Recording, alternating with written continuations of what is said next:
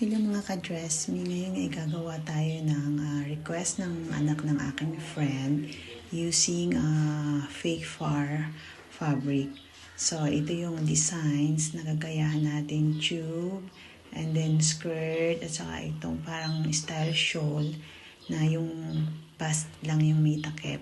So kinat ko na yung yung mga lining and then just regular lang, napakasimpleng tahiin, napakadali, ay just parang 2 hours, mga 2 hours, wala pang 2 hours ko ito natapos. Sa pagkat kasi ng far fabric, so pag kinakat natin yung tela, make sure na hindi natin makat yung mga nasa ilalim. Iwasan nating makat yun para pag ginamit uli natin yung far dun sa may bottom side, nandun pa rin yung kanyang mga bala-balahibo, hindi siya makat na yan. Okay, so parang maganda pa rin siyang tingnan pag ginamit. Pag doon ulit tayo mag-start ng bottom ng another part, kaya nito, yun ulit yung ginamit kong bottom. So, meron pa rin siya nung mga lawit-lawit, no? So, ayan.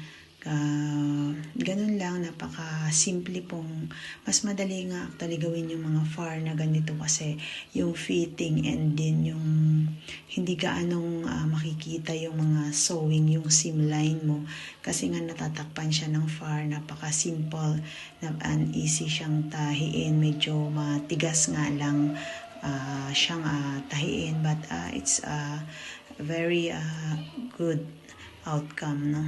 So, ayun, yung skirt naman yung back part naman yung aking ginagawa. Medyo low waist style.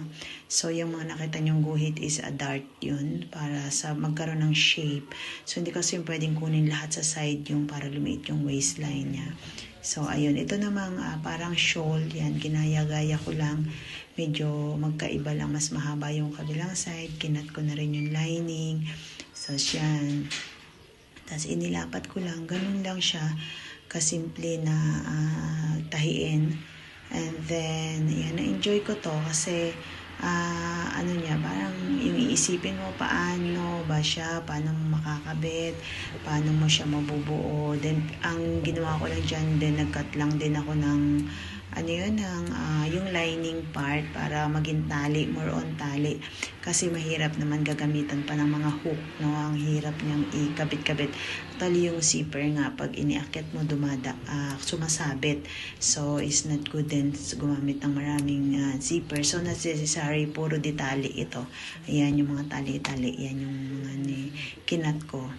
So, ayun na, mag-i-start na tayo ng ating, ayan yung, tas ito yung tube, di ko nakita paano kinat, very simple lang naman.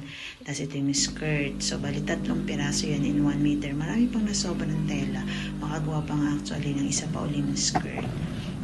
So ayan, nag-start tayo, lalagyan muna natin ng mga dart para sa shape ng waistline.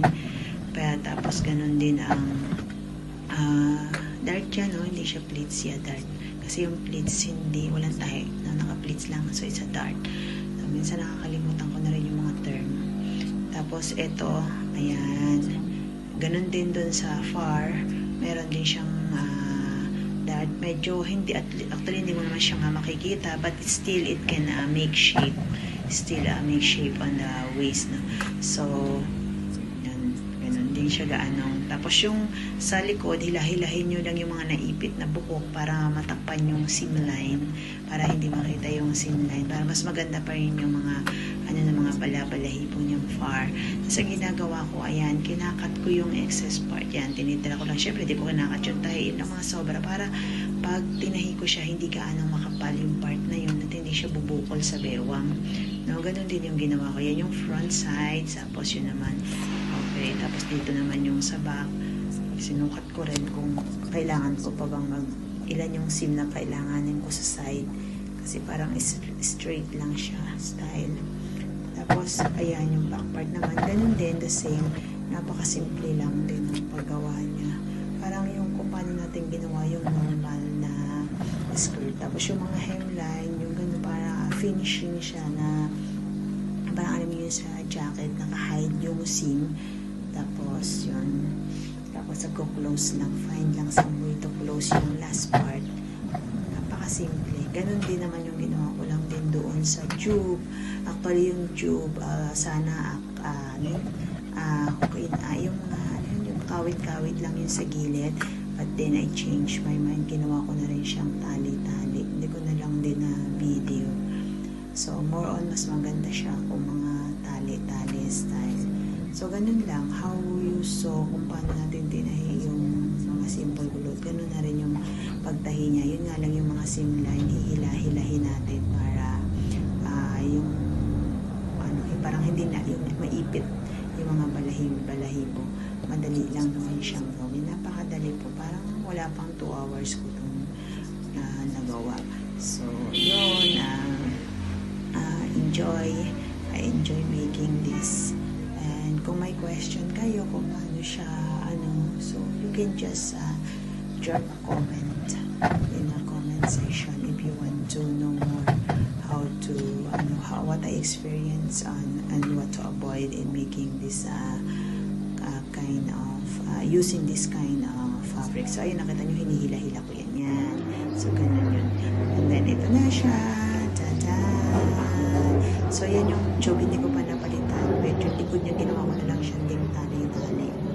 So, yun. Thank you so much for watching. God bless you all.